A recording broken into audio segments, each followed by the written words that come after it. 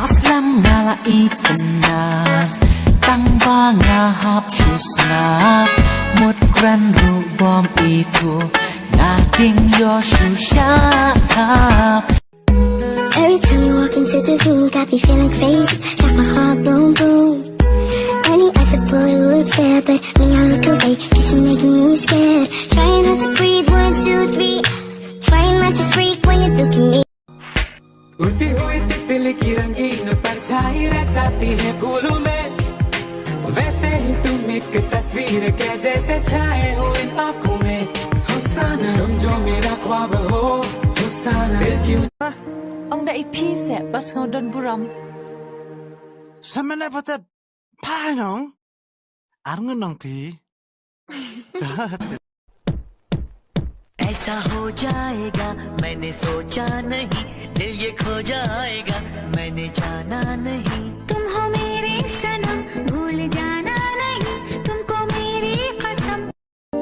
शायद रहूं या ना रहूं दिलबर, बदला कभी ये फैसला तुमने. इसमें तेरा घाटा मेरा कुछ नहीं जाता. Khi bor bằng cơn mơ ngâm qua bờ thấy cầm yo y cát nô jing e nga sha kum nu ngan ya thu hang nu bangan pen pa shwa om mat na nga ken cha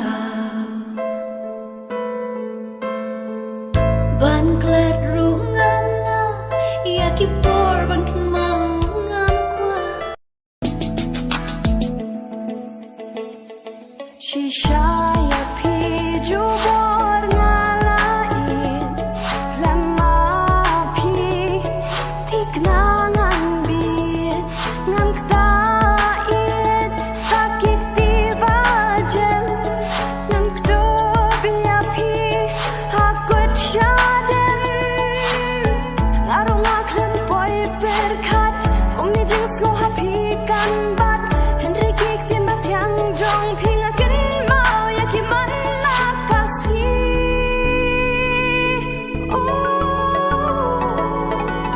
ngala per shang ban wa tao ban ka dur jong pi ka pao henry ban nai de ka ba en sin ya pi ka kin de.